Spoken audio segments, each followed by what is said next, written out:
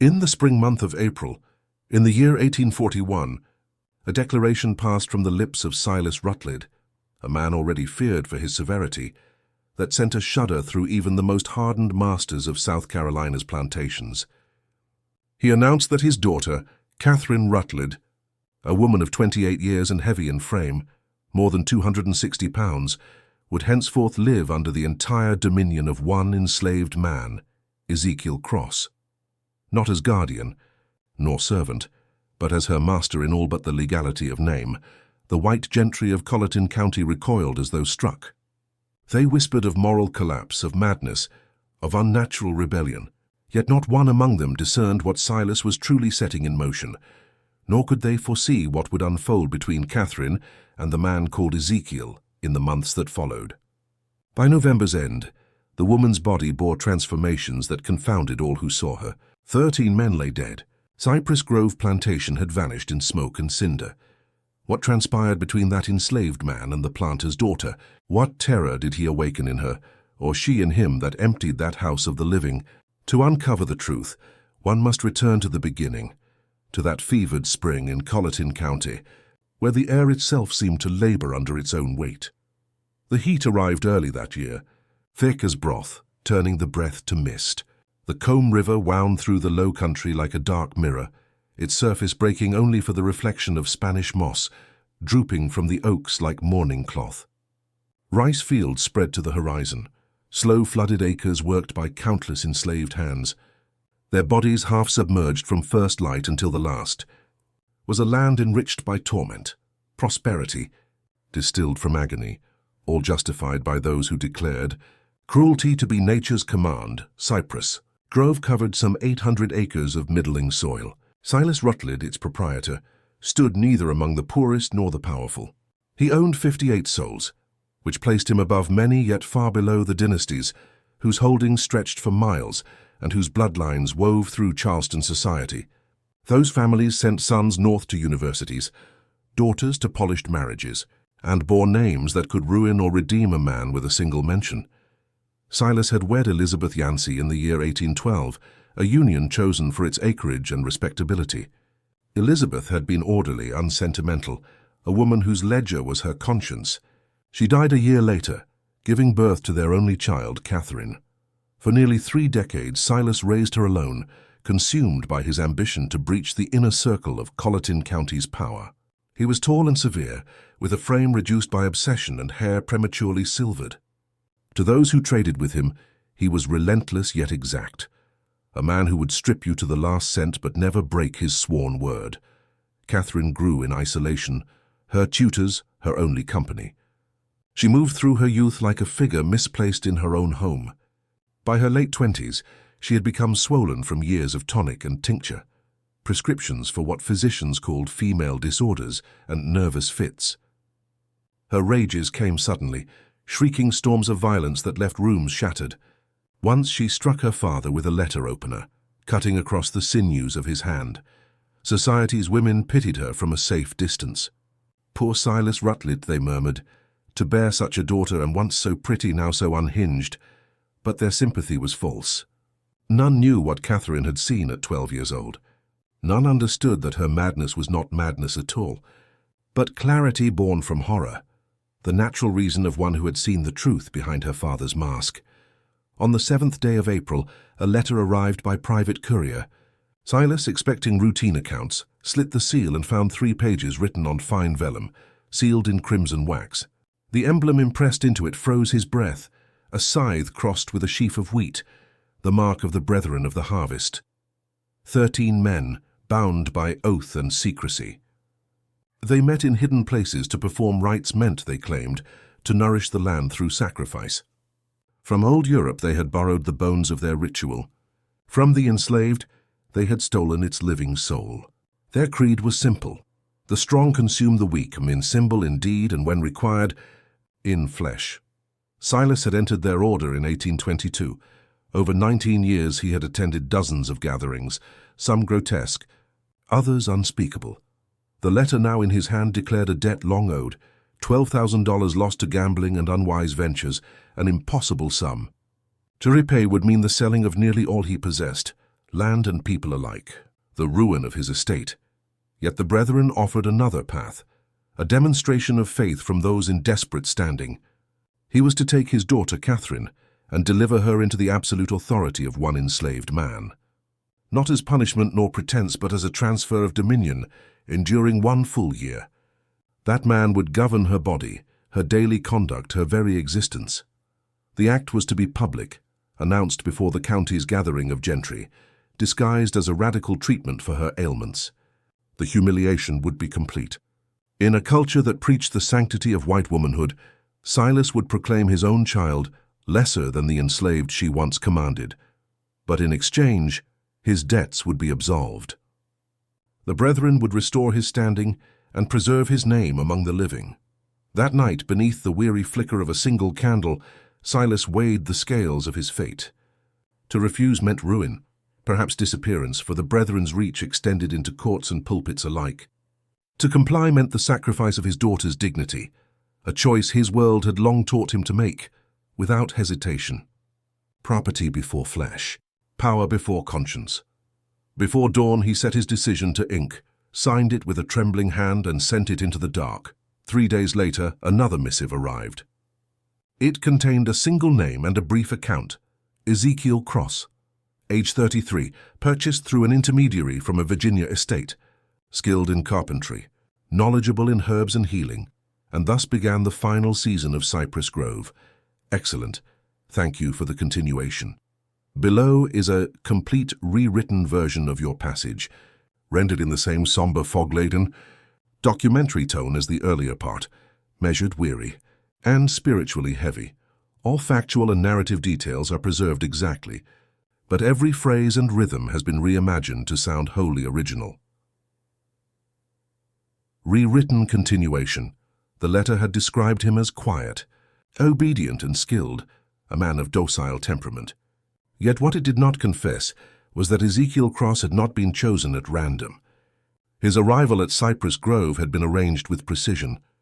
He came carrying his own secret purpose, a hunger sharpened not by hatred, but by patience, the kind of patience that outlives fear and turns waiting into weaponry. He arrived on the 13th of April, conveyed by a trader named Henderson.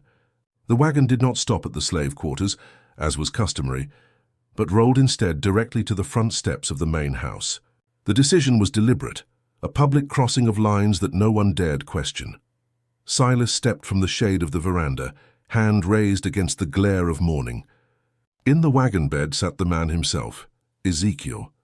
The first thing Silas noted was the eyes, unflinching, still unlowered. Most enslaved men learned to keep their gaze bent toward the earth. Ezekiel did not. His expression was calm, deliberate, appraising, the quiet gaze of someone who saw too much and spoke of none of it. He was tall, near 6 feet and 2 inches, built not with excess but with balance, shoulders broad, limbs hard from labor. His skin bore no scars of the lash. His garments were simple, freshly laundered. His hands were large and ridged with work, yet his fingers held a craftsman's precision rather than a brute's. Henderson dismounted, papers in hand. "Ezekiel Cross as ordered," he said flatly. "Previous owner claims him steady and capable. Your associates asked me to remind you, this one was chosen with care." Silas scarcely glanced at the documents. His voice, cool and distant, addressed Ezekiel directly. "You understand the reason you are brought here?" "Yes, sir," came the answer, deep and measured, the faint lilt of Virginia softening his words. "My daughter is afflicted," Silas continued. "Physicians have proven useless. You claim some knowledge of herbal treatment. My grandmother was a healer," Ezekiel said. "She taught me before I was sold." The matter was concluded with the cold efficiency of commerce. A signature, a nod. Their soul exchanged. Ezekiel was given a cabin near the main house, neither among the quarters nor truly apart, a liminal space, as if even his lodging carried the weight of ritual. He was told his single duty was the care of Miss Catherine, and that failure would bring punishment beyond imagining. He answered only, "Yes, sir," as custom demanded. When they left him, he sat upon the narrow bed and released a breath he had held since dawn, his jaw unclenched, his shoulders eased. From within his shirt, he drew a small bundle of cloth and unfolded it carefully. Inside lay a scrap of worn paper, creased and faintly stained with sweat. 3 names were written in the wavering hand of a child: Sarah, Benjamin, Ruth, his wife, his son, his daughter. They had been sold away from him 3 years past, to a plantation in Alabama, known for grinding lives into the soil. Within 18 months they were all dead. Sarah by fever untreated, Benjamin by infection from a wound left to rot, Ruth by sorrow, a 6-year-old who simply refused to eat after the world that held her together was torn apart. The man who sold them was Silas Rutledge, not for debt nor discipline, but to prove himself worthy to the brethren, to show that he could sever blood from mercy without trembling. Ezekiel had learned this in fragments whispered between plantations as he moved southward, always closer, always waiting. He listened, observed, and pieced together the map of the brethren's influence, their rights, their arrogance, their belief that power placed them beyond retribution. When the chance came to be sold to Rutledge himself, Ezekiel did not hesitate. He knew this was the door through which justice might one day walk, quietly, deliberately as he did. He folded the paper, pressed it to his lips once, and hid it again. Then he lay back on the bed, eyes tracing the grain of the ceiling boards. Plans began to take shape, not loud, not sudden, plans made of patience and memory. His first day of duty came on April 14th, a house servant named Judith, grey at the temples and cautious in her movements, led him up the back staircase to the 2nd floor. She hesitated before a closed door, knocked softly and said, "Miss Catherine, your father has brought someone new to help with your treatments." A heavy crash answered her, something thrown against the wall, followed by a voice sharp with fury and despair. "I want no more treatments. Send him away." Judith sighed and gave Ezekiel a look of apology. "She has days like this. Today's one of them."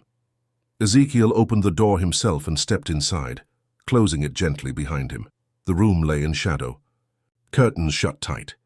The air was stale, thick with the odor of decay and something metallic, mercury perhaps. Books lay strewn across the floor. A broken frame leaned against the wall, the remnants of a life undone. By the hearth, unlit and cold, sat Catherine Rutledge. Her gown, once white, was stained and frayed.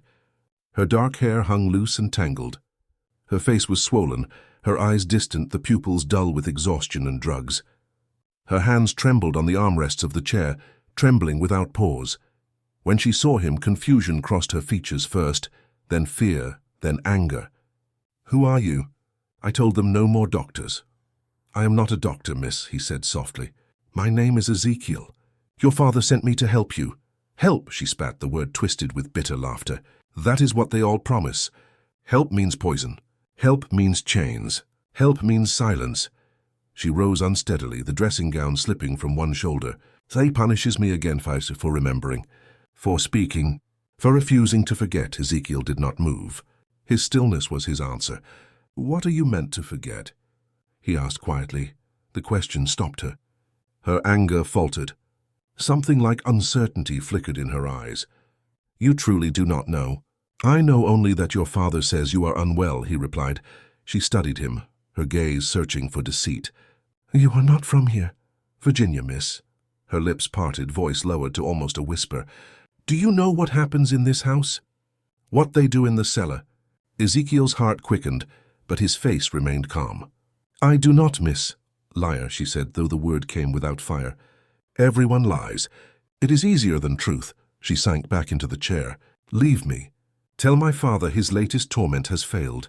Instead, Ezekiel crossed to the window and pulled the curtains wide. Sunlight poured into the room like water. Catherine flinched, covering her face. "When did you last walk outside?" he asked. "I cannot walk that far. I am too weak."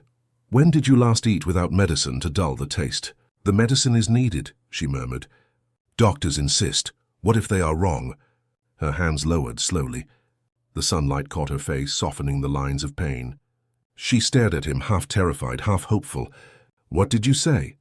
Ezekiel turned, and for the first time she saw the steadiness in his eyes. Not defiance, not cruelty, but an unbearable calm. "I said, what if the doctors are wrong?" he repeated. "What if everything you have been told about your sickness, about yourself, is not meant to cure you at all but to keep you still? What if your father—" He stopped there, the sentence unfinished, but its meaning hung heavy in the air, thick as the heat of that Carolina spring. He had been catalogued in the papers as quiet, obedient, a temper kept small to please a master. What the ledger did not reveal was intent. Ezekiel Cross had been chosen with care. His arrival at Cypress Grove was not a happenstance of trade, but the closing of a circle he had long prepared. He carried with him a grief that had steeled into patient purpose, the kind of patience that waits beneath the surface and then, when time is right, moves with cold resolve. He reached the plantation on the 13th of April, borne in a wagon by a trader named Henderson. The wagon's bed stopped at the house rather than the barns, a deliberate affront to custom, a crossing meant to be seen. Silas appeared on the veranda, shielding his eyes from the bright morning. In the wagon sat Ezekiel. Silas first noticed the eyes, steady, unbowed. Where most men reared in bondage learned to cast their gaze earthward, this man looked back as if taking inventory. His calm unsettled Silas. Ezekiel stood near 6'2", broad of shoulder and lean of limb, a body honed by labor rather than ruin. His skin bore no fresh scars of the lash. His clothes were plain and clean. His hands were large and calloused, but the fingers moved with the careful steadiness of a craftsman rather than the brutishness of mere muscle. Henderson slid down from the wagon and pressed papers into Silas's hand. "Ezekiel Cross as requested," he said. "Previous owner, steady, capable. Your associates wished it known." He was selected with thought. Silas glanced and turned his question to the man. "You understand why you are here?" "Yes, sir," Ezekiel replied, his voice even, the Virginia cadence soft upon it. "My daughter is unwell," Silas said. "Doctors have failed. You have some knowledge of herbs." "My grandmother was a healer," Ezekiel answered. "She taught me before I was sold. The contract was struck with the economy of men who trade in flesh." Ezekiel was lodged in a cabin set apart, nearer the house than the other quarters, neither household nor field, but a place that marked the strangeness of his appointment. He was furnished with scant supplies and instructed plainly. His duty was the care of Miss Catherine, and should he fail, punishment would be severe. He answered as required, "Yes, sir," and they left him alone. When the door closed, he allowed himself the loosen of a held breath. He took from the shirt at his breast a small cloth-wrapped parcel and unfolded it with hands that trembled only a little. Inside lay a scrap of paper, damp with aged salt, written in the wavering script of a child, Sarah Benjamin Ruth. Names of his vanished household and his wife, his son, his daughter, torn from him 3 years earlier, and sent south to a plantation in Alabama where men were worked to death. He had learned in whispers and half-heard talk from one estate to the next that each had died within a year and a half. Sarah of fever left uncared for, Benjamin of a wound that festered, Ruth by a sorrow no child should bear, who starved herself into silence, and the man who had sold them was Silas Rutledge. Not for debt, not for necessity, but to prove a cruel point to the brethren, that he could sever blood without sentiment. He had broken a family the way one snaps dry twigs for a pyre. Ezekiel had not come to Cypress Grove by accident. For 2 years he had moved southward, yielding himself from hand to hand, gathering names and hours and secrets. He learned of the brethren in fragments, of their rituals, their confident impunity. When chance and trade placed him at Rutledge's door, he recognized a passageway to retribution. He folded the paper, pressed it to his chest, and laid it away. Then, beneath the plain boards of his bed, he began to arrange the patient architecture of what must follow. His first day of duty fell upon April 14th. Judith, a house slave with silver in her hair and caution in her step, brought him up the narrow stair and paused before a closed door. She knocked and murmured, "Miss Catherine, your father has brought a man to help with your treatments." From within came a crash, something thrown, and the harsh cry of a woman who had known too many torments. "I want no more treatments. Send him away." Judith offered Ezekiel an apologetic look. "Today is a bad day," she said. "She has many." Ezekiel entered, closing the door gently behind him. The chamber was dim, curtains drawn, the air stale and carrying a metallic tang. Mercury, old and sweet-sour with neglect. Books lay scattered, a picture frame lay broken, clothing in disarray. The hearth was cold. Catherine sat, gaunt beneath a stained dressing gown. her dark hair unbound and tangled. Her face was swollen from long use of opiate drafts, her eyes dull with that languor. Her hands trembled continuously upon the arms of the chair. When she saw him, the first thing to pass across her face was bewilderment, then a flash of fear, then hard anger. "Who are you?" "I told them no more doctors." "I am not a doctor, miss," Ezekiel replied quietly. "My name is Ezekiel. Your father sent me to help." She laughed sharp and raw. "Help, they all say that. Help means poison, chains, silence." She rose, swaying, the dressing gown slipping. "He punishes me for remembering, for speaking what I saw." Ezekiel remained calm. "What are you meant to forget?" he asked. For a moment the fury faltered. Her hands stilled. The question dug beneath the brittle shell of mockery and summoned something nearer to a person. "You do not know," she said at last. "I know only what I have been told, that you are unwell." She fixed him with an intent gaze, as if trying to peer through him. "You are not from here. Virginia, miss." Her voice dropped to a breath. "Do you know what happens in this house? What they do in the cellar?" Ezekiel felt the blood move in his throat, but showed no change upon his face. "I do not," he answered. "Liar." Her word was small and flat. "Everyone lies." "It is easier than truth." She sank back, the chair creaking. "Tell my father his newest cruelty has failed." Instead, Ezekiel drew the curtains aside. Light poured in and Catherine flinched, covering her face. He asked simply, "When did you last walk out of doors?" "I cannot walk that far. I am too weak." "When did you last eat without the draught?" "The medicine is needful," she said. "The physicians say so." "What if the physicians are wrong?" he asked. Her hands fell slowly. Sunlight cut the shadows from her face and for an instant softened the exhausted lines. She looked at him with something like hunger and fear braided together. "What did you say?" Ezekiel turned to face her squarely. For the first time she met his steadiness and saw not cruelty but an unyielding calm. "I said, what if the doctors are wrong? What if all you have been told of your malady is not meant to restore you, but to keep you small and quiet, to leave you weak enough to be managed, to be made silent? What if your father has been dosing you for years to ensure you will not be well enough to speak of what you saw?" Catherine's eyes widened. Her trembling stilled as thought began to move behind her lids. For a long moment she sat with a look as if counting the shards of something hidden. When she spoke, her voice was not the drug-lulled whisper of before, but clearer, as if the fog had parted. "He told you nothing," she said. "For my father told me nothing.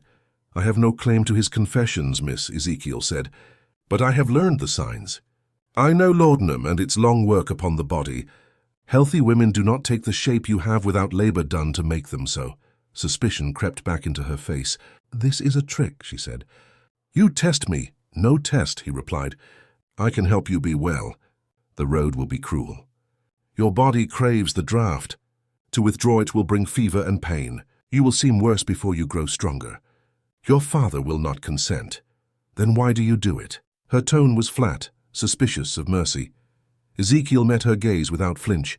"Because I have my own reasons to make Silas Rutledge suffer," he said quietly. "And the surest way is to give him back a daughter who remembers and can speak." The truth of this was dangerous, spoken plainly. Catherine, far from being deceived, measured him instead. She was damaged, but not without perspicacity. She could scent cunning as well as comfort. "You seek revenge on my father?" she asked. "Yes, miss. Why?" she demanded. He drew breath and laid bare the raggedness of his grief. "He sold my wife and children. He sent them to those who break men and women for sport. He sold them to prove he felt nothing."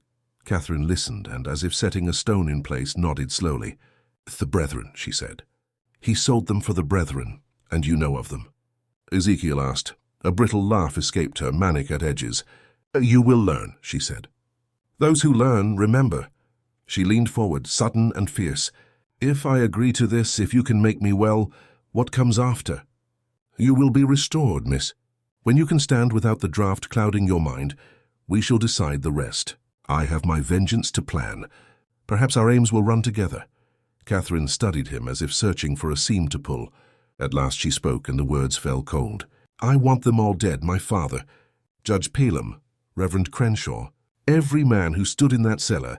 I want them to beg first, to see the edge, then to be taken. The venom of her wish was startling not because it was fierce, but because it came from one the world had called harmlessly mad.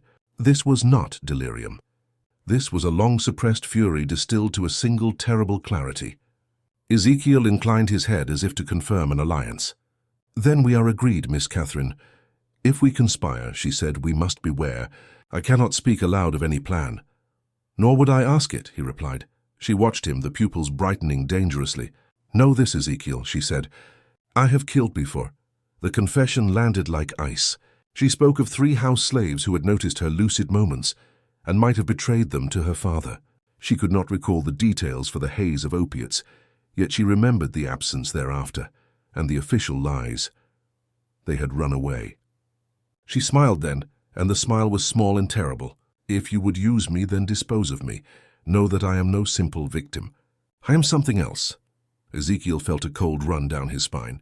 He had sought an ally. He had not expected a partner whose willingness to spill blood might exceed his own. Still, he kept his composure.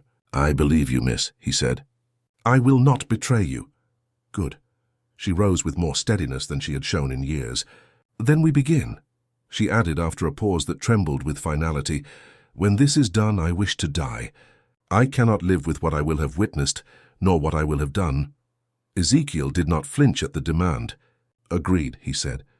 The compact was written not on paper, but upon intent. They closed the agreement with the old gesture, a hand extended and taken.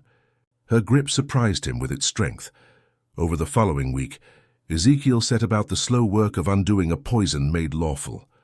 He weaned her from the laudanum in small decrements, substituting where he could gentler remedies: valerian to soften the nights, chamomile for the stomach, milk thistle to lend the liver its slow recovery. The withdrawal was as brutal as any wound. For 3 days she burned with fever, shook with tremors and vomited. Ezekiel kept vigil, a basin at her side, a cool cloth at her brow, words spoken low to mark his presence where none else would. When the worst receded, she lay spent and paler, but clearer. The tremor in her hands lessened. Her speech cut through less as a slurry and more as thought. She could read again without the letters sliding away. Then the work of rebuilding the body began. Ezekiel set her to short walks, first to the end of the corridor and back, then a little farther each day. He shifted her food from rich pastries to lean meat and vegetables, measuring portions though she fought with the old habit of solace eaten with sugar. As her strength returned, so too did memory. She spoke at length of the cellar and of the night she had been 12, of sounds and shapes and bargains struck by men who called themselves caretakers of the land. She spoke of the years after, when a father's hand taught the world she was infirm, taught physicians to prescribe draughts that smoothed over her recollection, taught servants to call her mad. Ezekiel, in turn, told her of those he had lost: Sarah, who once sang while she worked and taught the small ones letters in secret; Benjamin, a child whose quick mind astonished overseers; Ruth, who gathered wildflowers to brighten the cabin's corners. He told how Silas had come to the Virginia place with a buyer's warrant, how he had inspected the family as if choosing cattle, and how he had agreed to the purchase, only to send them on again to Alabama, where the labor was cruel and death common. He told her how Silas's hand had profited them, not from need but from show, how he had shown himself able to be heartless for the sake of standing among the brethren. Catherine listened, and each revelation laid another plank for the plan that slowly took shape between them, a plan of patient undoing, of memory rebuilt into motive, of small acts to be done at the right hour. He had told the tale in low fragments, how, at the last bargain struck in that Virginia yard, Silas had altered the terms. He had taken the woman and the children, not Ezekiel, and sent them onward alone. He split that little household for no need that any honest man could name. He did it because he could. Ezekiel remembered the sound of his son clinging to his leg, the child's small hands knotted in pleading. He remembered his wife putting on a hard face for the children, telling Benjamin to be brave. He remembered Silas smiling as though the sight of such pain pleased him. "I recall that smile most of all," Ezekiel said softly. "My son begging, my wife steadying herself, and your father smiling as if he'd taken pleasure from the breaking." Catherine listened, and in her clearer state, the apology she gave was spare and sincere. "I am sorry," she said. "I know sorry is only a word. But I am sorry for what he made you suffer. You are not to blame for what my father did. No, Ezekiel answered, but I am responsible for what I do now. He will pay for what he took from me. They will all pay. She laughed, sharp and raw. Help, they all say that. Help means poison, chains, silence. She rose, swaying, the dressing gown slipping. He punishes me for remembering, for speaking what I saw. Ezekiel remained calm. What are you meant to forget? He asked. For a moment the fury faltered. Her hands stilled. The question dug beneath the brittle shell of mockery and summoned something nearer to a person. You do not know, she said at last. I know only what I've been told, that you are unwell. She fixed him with an intent gaze as if trying to peer through him. You are not from here. Virginia, miss, her voice dropped to a breath. Do you know what happens in this house? What they do in the cellar? Ezekiel felt the blood move in his throat, but showed no change upon his face. I do not, he answered. Liar. Her word was small and flat. Everyone lies. It is easier than truth. She sank back, the chair creaking. Tell my father his newest cruelty has failed. Instead, Ezekiel drew the curtains aside. Light poured in and Catherine flinched, covering her face. He asked simply, When did you last walk out of doors? I cannot walk that far. I am too weak. When did you last eat without the draught? The medicine is needful, she said. The physicians say so. What if the physicians are wrong? He asked. Her hands fell slowly. Sunlight cut the shadows from her face and, for an instant, softened the exhausted lines. She looked at him with something like hunger and fear braided together. What did you say? Ezekiel turned to face her squarely. For the first time she met his steadiness and saw not cruelty but an unyielding calm. I said, what if the doctors are wrong? What if all you have been told of your malady is not meant to restore you, but to keep you small and quiet, to leave you weak enough to be managed, to be made silent? What if your father has been dosing you for years to ensure you will not be well enough to speak of what you saw? Catherine's eyes widened. Her trembling stilled as thought began to move behind her lids. For a long moment she sat with a look as if counting the shards of something hidden. When she spoke, her voice was not the drug-lulled whisper of before, but clearer, as if the fog had parted. He told you nothing, she said. My father told me nothing. I have no claim to his confessions, miss, Ezekiel said. But I have learned the signs. I know laudanum and its long work upon the body.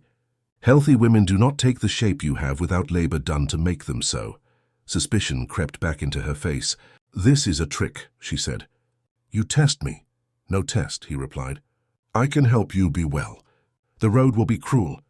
Your body craves the draught. To withdraw it will bring fever and pain. You will seem worse before you grow stronger. Your father will not consent. Then why do you do it?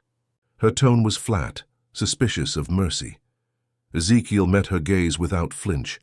Because I have my own reasons to make Silas Rutland suffer, he said quietly. And the surest way is to give him back a daughter who remembers and can speak.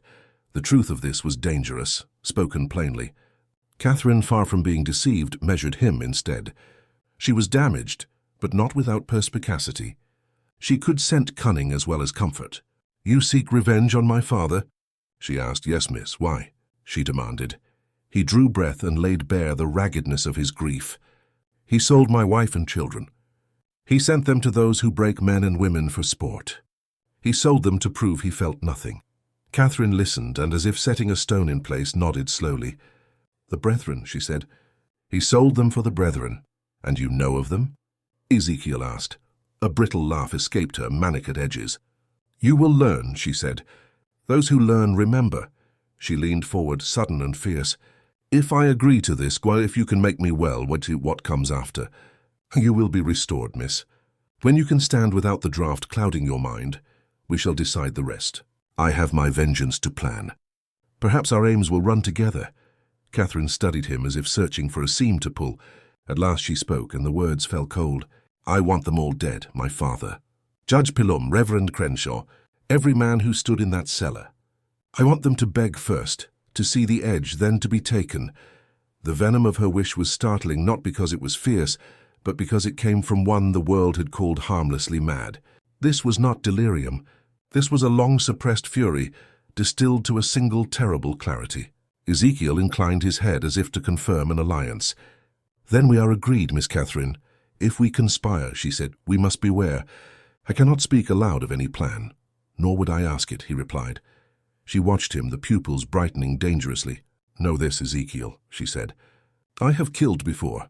The confession landed like ice. She spoke of 3 house slaves who had noticed her lucid moments and might have betrayed them to her father. She could not recall the details for the haze of opiates, yet she remembered the absence thereafter and the official lies. They had run away. She smiled then, and the smile was small and terrible. "If you would use me, then dispose of me. Know that I am no simple victim.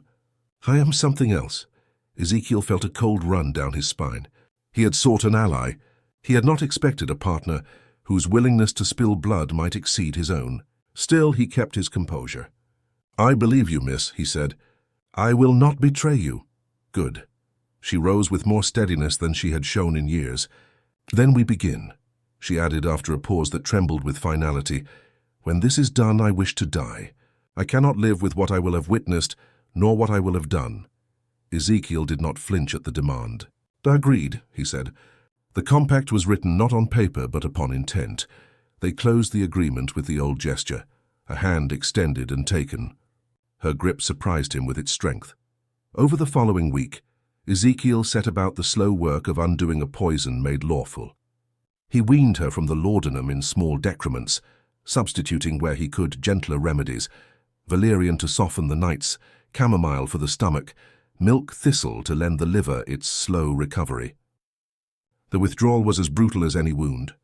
For 3 days she burned with fever, shook with tremors, and vomited.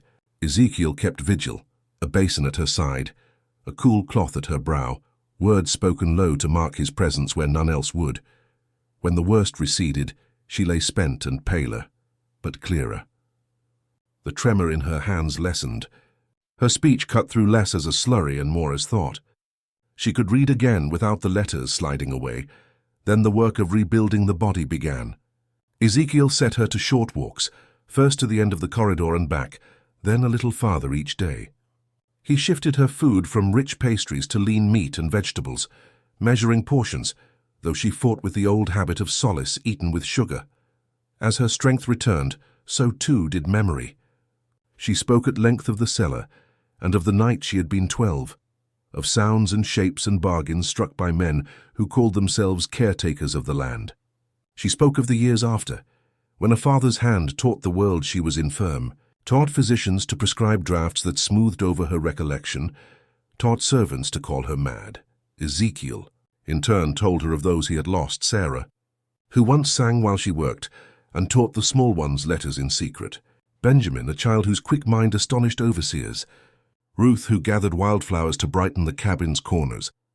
He told how Silas had come to the Virginia place with a buyer's warrant, how he had inspected the family as if choosing cattle, and how he had agreed to the purchase, only to send them on again to Alabama, where the labor was cruel and death common.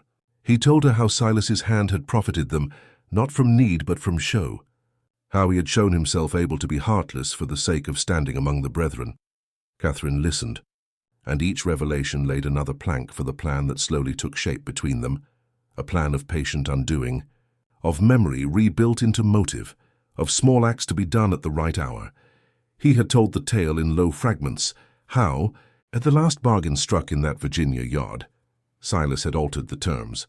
He had taken the woman and the children, not Ezekiel, and sent them onward alone. He split that little household for no need that any honest man could name. He did it because he could.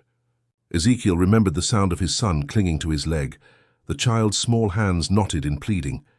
He remembered his wife putting on a hard face for the children, telling Benjamin to be brave.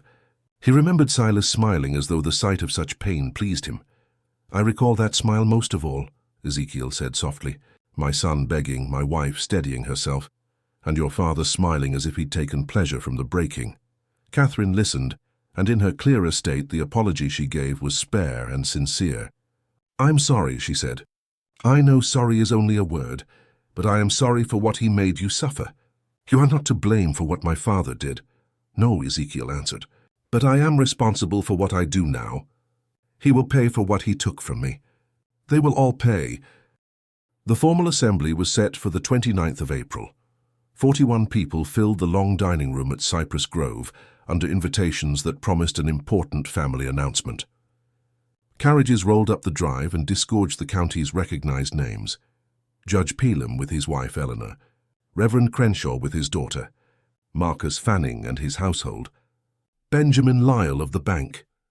The table bore the show of abundance. Oysters laid upon ice, roasted duck presented whole, several preparations of rice, sweet potatoes, loaves from fresh-baked bread, and a fat confection in tiers for the ending of the meal. Catherine sat at her father's right hand, taking little, speaking less, giving nothing of herself unsolicited. Ezekiel moved among the servants, refilling cups, removing plates, a shadow no guest truly saw. He listened instead. He watched. Every phrase and glance entered his memory, as if filed for later use. After the dessert was set aside, Silas rose and rapped his glass for attention. "Friends," he said, "I thank you for your company. As you know, Catherine has suffered for years.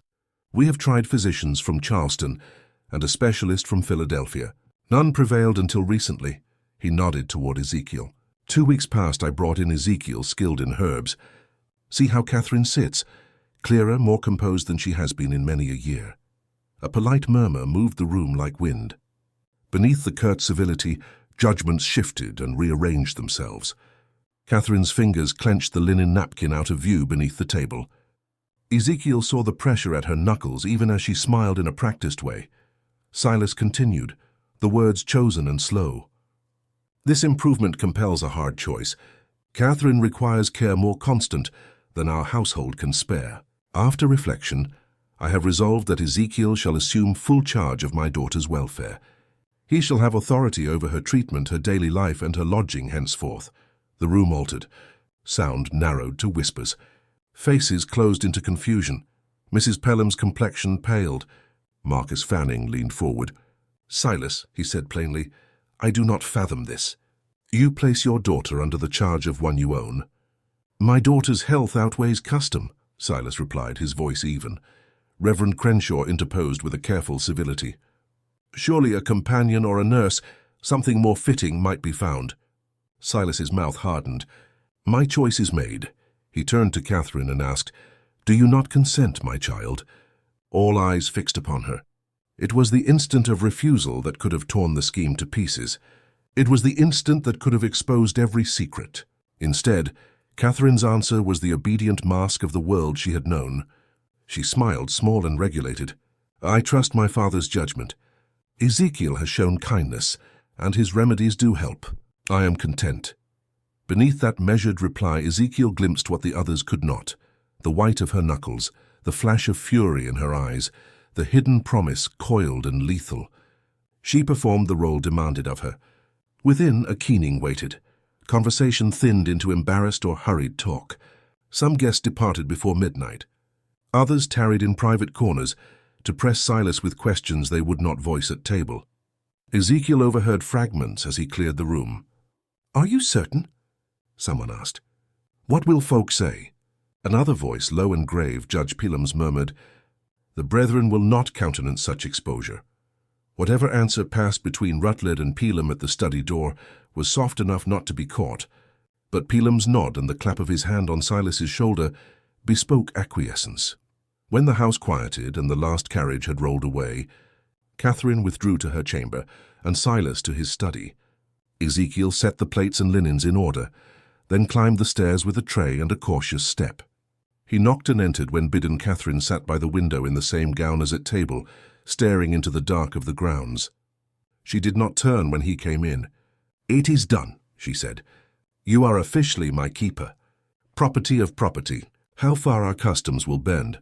"How do you feel, miss?" Ezekiel asked. She spoke plainly. "I want this house burned with them inside." "Then we must be patient," he reminded her. "Is that not what you bade me?" "Yes," her voice was steady. "I consented so they will grow careless, to think this is my father's eccentricity. For now they must forget me while we prepare." She turned, and for a time her face was a map of the things she had swallowed. "Did you watch them?" "Their pity, their disgust. They see me as a thing to be pitied.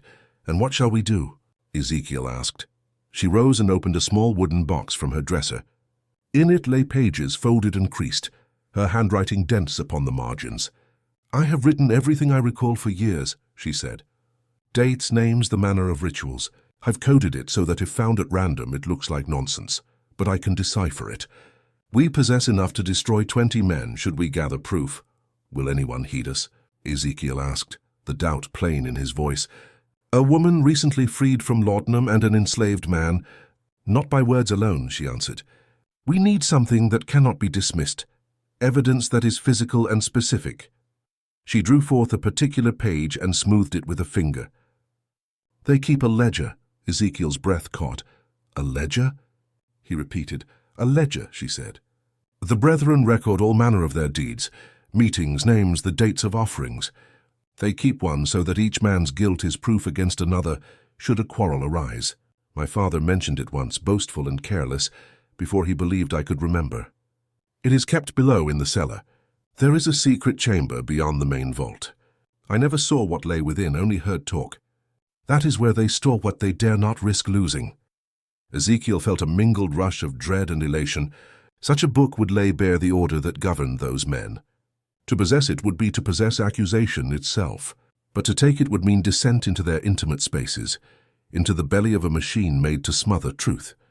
He met Catherine's eyes and nodded once, the unspoken plan beginning to outline itself in the small, close room. Going into the heart of the brethren's domain would mean trespassing upon ground steeped in old hidden sin. It would have to be done in silence, when the house itself seemed asleep. Catherine spoke of her father's habits with measured calm. Each month he went to Charleston on business, gone 3 days at a time. "The next journey is May 14th, she said. "He leaves before dawn and returns the evening of the 16th. That gives us near 3 days and 2 weeks to prepare. We will need the cellar's full design. Every corridor, every hollow, every door that locks from within. I can help. I've thought of this for 16 years. I know what must be done." They sat long into the night, voices scarcely rising above the sigh of the candle. Catherine drew the shape of the cellar as she remembered it. Its corridors, the placement of the altar table, the false wall she had once seen by accident. Ezekiel questioned her about guards, about keys, about which slaves were sent below and when. When at last he left her chamber, the house was still and the clock marked the 2nd hour after midnight. In his narrow room he lit a stub of candle and sat with his thoughts. He was bound now to a conspiracy with a woman both formidable and broken, whose mind had endured the unendurable and emerged sharp as glass. He drew from his shirt the paper that bore 3 names, written in a child's hand: Sarah, Benjamin, Ruth. By that faint light he whispered to them, "I do this for you for what was taken from you, and for all who suffer beneath men who mistake cruelty for order." Then he pinched the flame dead and lay in the dark, listening to the ancient timbers breathe. Somewhere below, beyond earth and brick, secrets waited that could unravel the proud houses of South Carolina. In 2 weeks' time he would descend to find them. Those 2 weeks passed with an uncanny stillness. Catherine's strength returned steadily. Her frame lightened, her eyes remained clear. She walked farther each day, speaking little but working constantly. By late afternoon, she would sit with her journals spread before her, translating for Ezekiel what her old ciphers meant. The stories chilled him. "The brethren are not confined to Colleton County," she said one evening as rain tapped the shutters. "They are part of a network. Charleston, Savannah, New Orleans, Richmond, different names, the same corruption. The rich convincing themselves that their dominion flows from blood rites and sacrifice. They claim descent from mysteries older than Christendom, mingled with what they stole from the enslaved, the fragments of faith they could not understand. They turned all of it into license. Do they always kill?" Ezekiel asked. "Not always," Catherine answered, staring into the fire. "Animals sometimes. But when they wish to impress their own terror upon the world, they choose people no one will miss. Field hands without kin, poor drifters who wander onto the grounds. Once," she hesitated, "once I heard my father speak of a child. I do not know if he spoke in jest. And the bodies?" She looked at him without expression. "The swamps. Every plantation has one. Flesh vanishes there. The alligators see to that. The ledger records it all, 40 years of it. Names, dates, offerings. It binds them together through guilt, each man hostage to the rest." When May 14th came, dawn found the carriage departing. Silas went with his manservant toward Charleston, his return expected on the 16th's evening tide. For almost 3 full days the house would belong to them. They waited until the household slept. By the 10th hour of night, the lamps below had gone dim, and the only sound was the steady rhythm of frogs in the marsh. Catherine met Ezekiel in her chamber, dressed in plain dark cloth that allowed movement. Her hair was pulled back tight. The faint gleam in her eyes made her look like one preparing for war. "Are you certain?" Ezekiel whispered. "I have never been more certain," she said. "Let us go." The entrance to the cellar lay behind the pantry. To the eye it was paneling, yet when pressed at a certain place the boards gave with a soft click, revealing a narrow descent of wood steps and black air. The smell came up to meet them first. Wet soil, long-burnt tallow, and something older, animal and corrupt. "You grow used to it," Catherine murmured. "Though I will not lie, you never cease to smell it." They went down slowly, Ezekiel holding a shuttered lantern so its glow would not spill too far. The stair groaned underfoot. At the bottom the air thickened. The cellar stretched wide. 30 feet perhaps, its low beams dripping with slow moisture. The floor was packed clay. Along the walls, stone seeped and darkened. At the center stood what Catherine had once called the altar. Now it was only a rough wooden table, but its surface bore dark stains that no scrubbing had removed, and narrow channels carved into its edge for purposes best left unnamed. Around it were stands for candles, sealed clay jars, boxes, a rack of black robes trimmed in faded red. On one wall shelves held books and sheaves of paper. Catherine walked as one following the memory of old pain. At the far wall she touched a particular stone and pressed. There was a soft click. A section of masonry swung inward on hidden hinges. A smaller chamber opened beyond, 10 feet square, airless and close. "This is where they keep what must never be lost," she whispered. The lantern's light fell upon a single wooden stand at the room's center. Upon it lay a vast book bound in dark leather, heavy as a tomb, its clasps of dull iron. Beside it sat smaller volumes, and around the wall shelves held jars of uncertain contents that Ezekiel dared not study. "There," Catherine breathed. "That is what we came for." Ezekiel stepped forward, reverent, and set his hand upon the great book's cover. Then slowly, he undid the clasps and opened the ledger. Silas spread his hands as if offering mercy, his tone that of a man negotiating a business contract rather than passing a death sentence. "Those are your choices, Ezekiel. Join us or vanish with her into the dark. Either way, the balance of the world remains." Ezekiel stared at him, words caught behind the storm building in his chest. Around them the brethren sat motionless, 13 shadows flickering behind candlelight, the air thick with wax smoke and the faint reek of iron. Catherine stood rigid beside him. "Every muscle held taut you would make him one of you?" Judge Pelam said with disgust. "A slave? It defiles the circle." "Defilement?" Silas turned on him. "You speak of purity after what we've done here? Do not pretend we are men of virtue. We are men of necessity." He looked back to Ezekiel. "You understand necessity, don't you? You have done what you must to survive. You could do the same now." Catherine spoke, voice low but steady. "You think he will serve you. You think anyone can be made to kneel if the price is right. You mistake endurance for submission." Silas's face softened almost kindly. "Daughter, you always did inherit your mother's sentimentality. It was her undoing." Ezekiel felt the words like a knife. He looked from father to daughter, the two reflections of the same cruelty and defiance facing each other. Then he said quietly, "If I agree, what happens to her?" "She lives," Silas said. "Under my supervision, of course. She will remain here, treated well, as long as you prove loyal. And if I refuse, then both of you die. And I will see to it the next offering bears your name." Silence stretched, every eye in the circle fixed upon Ezekiel. The candles hissed in their sockets. His heart pounded so loud he wondered if they could hear it. At last he bowed his head. "I will do it." Catherine turned toward him sharply. "Ezekiel." He did not meet her eyes. "For now, miss." A faint smile touched Silas's mouth. "Wise, very wise." He gestured to the others. "Brothers, bear witness. This man enters our service by his own will. We will mark the covenant tonight." 2 men stepped forward, taking Ezekiel by the arms. Catherine lunged toward him, but Silas's hand shot out and caught her wrist. "Do not make this harder, child." They dragged Ezekiel to the altar.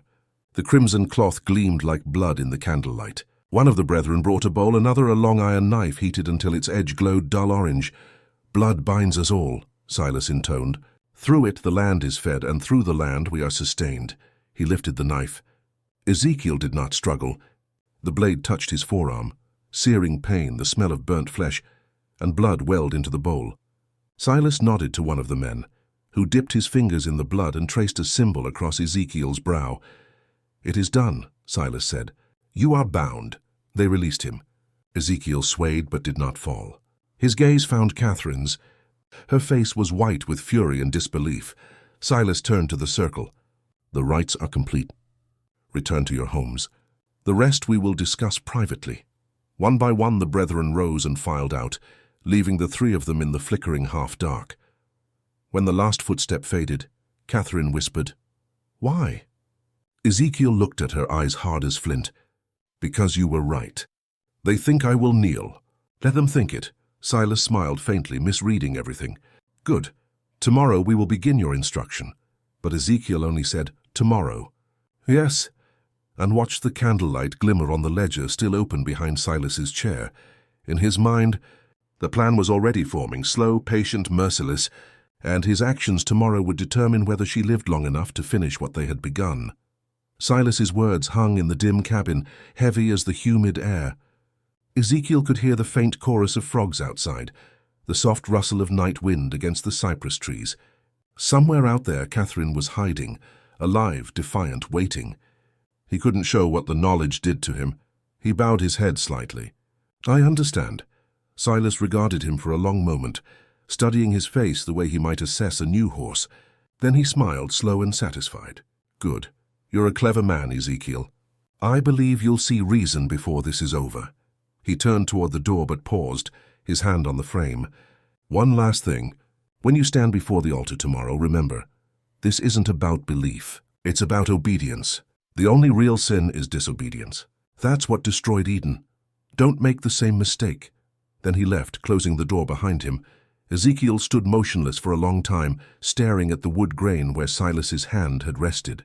His whole body trembled, not with fear but with the restrained fury of a man forcing himself to breathe, when every instinct screamed to strike.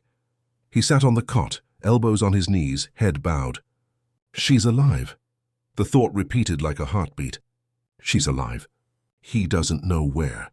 She's alive, but she was being hunted, and if he failed this initiation, she would die. He needed a plan. By dawn, he had one. He couldn't destroy the brethren from outside. They were too entrenched, too protected by wealth, law, and fear, but inside their circle, he could gather proof, names, details, locations, and perhaps find a way to turn their own secrecy against them. And if he survived long enough, he might find the leverage to strike at Silas directly. The price was damnation, but Ezekiel had made peace with damnation long ago. The following evening, Cypress Grove came alive with movement. Carriages arrived under the shroud of darkness, wheels muffled on dirt roads. The brethren gathered in the great house, each man cloaked and hooded, faces hidden by shadow. The air was heavy with rain and smoke, the scent of oil lamps and the faint sweetness of magnolia carried in from the veranda. Ezekiel was escorted to the cellar by 2 guards. His wrists were unbound, but he could feel the knife hilts under their coats, the tension of men ready to kill at the slightest wrong move. The stairs descended into candle-lit gloom. The chamber looked as it had before, 13 chairs, the altar draped in crimson. The ledger resting open like a holy book. Silas waited at the head of the circle. "Brothers," he said, "tonight we welcome a new servant into the fold. Ezekiel has seen what we are and chosen to stand with us, rather than against us. He understands that power demands sacrifice." He turned to Ezekiel. "Do you accept this?" "I do," Ezekiel said quietly. Silas nodded, and one of the brethren stepped forward carrying a covered basin. When he removed the cloth, the metallic smell hit immediately, blood still warm. Floating in it was something small, human, impossibly delicate. Ezekiel's stomach turned. "Every initiate must offer tribute," Silas said. "The blood in this bowl was taken from a man who defied our will. Your task is simple. Drink and your oath will be sealed." Ezekiel's throat closed. The eyes of 13 men bore into him. His heart hammered. To refuse was to die. To obey was to cross a line from which he could never return. He met Silas's gaze, saw the faint smirk there, the expectation of triumph. And in that moment, something cold and steady settled over him. He stepped forward, took the bowl with both hands, and raised it to his lips. The copper taste filled his mouth, thick and awful. He forced himself to swallow once, twice, then set it back down with controlled precision. Silas smiled. It is done. But Ezekiel inside was hollow. He had crossed the threshold, but not as their servant. As their executioner, he looked around the circle, memorizing every face as the hoods came down for the final chant. Each man, each name, each future corpse. When the ritual ended, the brethren clasped his shoulders, congratulated him, called him brother in darkness. Ezekiel endured it all, the mask of obedience fixed on his face. But inside his mind burned with one thought. 3 weeks ago they thought I was their servant. Tonight I became their doom. And somewhere beyond the cypress grove, Catherine would soon learn that the reckoning had begun. 13 men who believed themselves gods in their little kingdom of rot were reduced to what they had always been, flesh and fear. When it was done, the cellar was quiet except for the ragged sound of breathing. The candles had burned low, their flames trembling in the smoke and blood. Catherine leaned against the stone wall, her dress torn, her face streaked with soot and tears. Ezekiel stood in the center of the room, chest heaving, knife still in his hand. Silas Rutledge lay at his feet, eyes open but seeing nothing. No one spoke for a long time. The air was thick with the weight of what they'd done. Vengeance, justice, survival, all tangled together. Finally, Catherine said softly, "It's over." Ezekiel shook his head. Not yet. He looked at the others, those who had fought, those who had lost everything long before tonight. "We burn it. The house, the ledgers, all of it. No one will ever know what happened here. No one will ever rebuild this place." They moved quickly, silently, with grim purpose. Oil lamps were smashed, curtains torn down, furniture piled in the halls. Flames caught and spread, climbing the walls, devouring the portraits of men who had once thought themselves immortal. By the time dawn broke, Cypress Grove was an inferno. The great house collapsed in on itself, sending plumes of black smoke over the swamp. Ezekiel and Catherine watched from a hill beyond the rice fields. The survivors stood with them, their faces lit by the orange glow. Some wept, some prayed, some just stared, numb and exhausted. Catherine turned to him. "What now?" Ezekiel didn't answer right away. The sky was pinking at the edges, the first light of morning revealing the ruin below. "Now we disappear," he said. "They'll come looking, the other planters, the judges, the militia. When they find the ruins, they'll make up their own story. Fire, accident, uprising. But they'll never know the truth," she nodded. "And after that?" He looked at her, the woman who had risked everything, who had chosen truth over blood, freedom over fear. "After that," he said, "we live. For them," Catherine smiled faintly. "Your family?" "And yours," he said. They turned away together as the house finally gave way in a thunder of collapsing beams. Behind them, the fire consumed the last remnants of the brethren. Ahead, the swamp stretched out, vast and wild and full of uncertain promise. As they walked, the rising sun broke through the trees. Its light fell across the ashes of Cypress Grove, and for the first time in a long time, neither of them looked back. Epilogue, Charleston, 1871. An old newspaper clipping, brown and fragile, recorded the story of a plantation that had mysteriously burned to the ground in June of 1842, killing nearly everyone inside. No one was ever charged. The cause was listed as accidental, but in a quiet home north of Philadelphia, a woman named Catherine Adams kept a small box hidden beneath her floorboards. Inside it was a folded piece of paper with 4 names written in a careful hand: Sarah Benjamin Ruth Ezekiel. Next to it lay a single line written in faded ink. The fire cleansed nothing, but it ended the lie. That final passage is remarkably strong. In both structure and thematic completion, it brings the entire arc full circle and lands with moral gravity. The pacing is deliberate and elegiac, like a historian closing a cursed ledger. However, to fully match the liturgy of fear tone you described earlier, slow, heavy, spiritually exhausted, as if narrated by an old chronicler beneath candlelight, it could benefit from a subtle stylistic transformation. The YouTube outro elements, leave your comment below, subscribe, etc., can stay for tone consistency with the channel, but should sound like part of the ritual. reverent, quiet, and in character. Not modern or promotional. Here's a fully rewritten version. Same length, sequence, and detail, but in haunting, fog-bound, documentary English that feels centuries old and emotionally scorched. They learned, in their final moments, that power was a mirage. That cruelty, no matter how long deferred, always returns to its source. When silence fell again, Catherine stood amid the ruin. 13 bodies sprawled across the stones, the air thick with smoke and iron. She trembled, not from terror but release. 16 years of fear and fury had at last found their voice. Ezekiel came to her through the haze. "Are you hurt?" "No. Are you?" He shook his head. "Cuts, nothing more." They looked around them.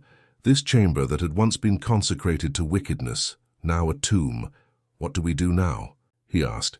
Catherine's lips curved in a bitter half-smile. "Now we burn it. All of it, the cellar, the ledger.